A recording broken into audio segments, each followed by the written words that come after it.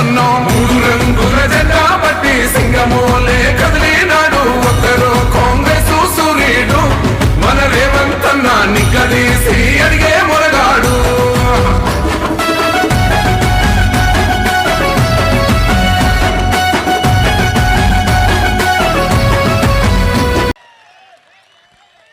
ఇవాళ మోడీ ధైర్యమేంది, మోడీ బలమేంది, మోడీ బలగమేంది, బీజేపీ అంటే అర్థమేందో ఇవాళ ఆంధ్రప్రదేశ్ మిత్రులు ఆలోచన చేయాలి. బీజేపీ అంటే బాబు, జగన్, పవన్. ఈ ముగ్గురు బీజేపీ. బాబు, జగన్, పవన్, మోడీ బలం, మోడీ బలగం.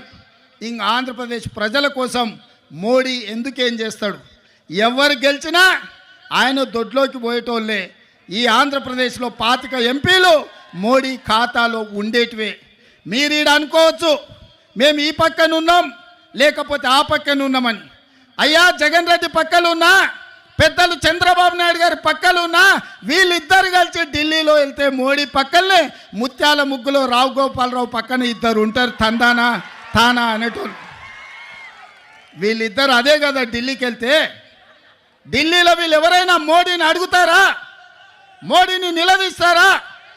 మీ ప్రాంతం కోసం ఏమైనా తెస్తారా? మరి ఒకవేళ తెచ్చేటట్టు అయితే 5 ఏళ్ళు వారున్నారు, 5 ఏళ్ళు వీరున్నారు.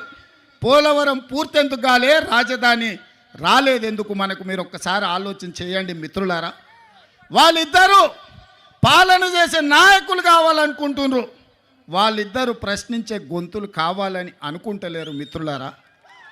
ఇవాళ అందుకే నేను అబద్ధాలు చెప్పదలుచుకోలే, అలవి కాని మాటలు మీకు నేను చెప్పదలుచుకోలే. వాస్తవంగా మీకు కావాల్సింది పాలకులు కాదు, మీకు కావాల్సింది ప్రశ్నించే గొంతుకలు. ఎందుకంటే ఈ ప్రాంతం సమస్యల మీద జాతీయ స్థాయిలో నిలదీసే వాళ్ళు, నిటారుగా కొట్లాడే వాళ్ళు కావాలి. వెన్నెముక లేని నాయకత్వం మీ సమస్యల్ని పరిష్కరించదు. నిటారుగా నిలబడి కొట్లాడే నాయకత్వం మీ సమస్యల్ని పరిష్కరిస్తారు. అందుకు సమస్య లేని ఇల్లు ఉండదు, పరిష్కారం లేని సమస్య ఉండదు. బంధాలు గొప్పవి, బాధలు చిన్నవి.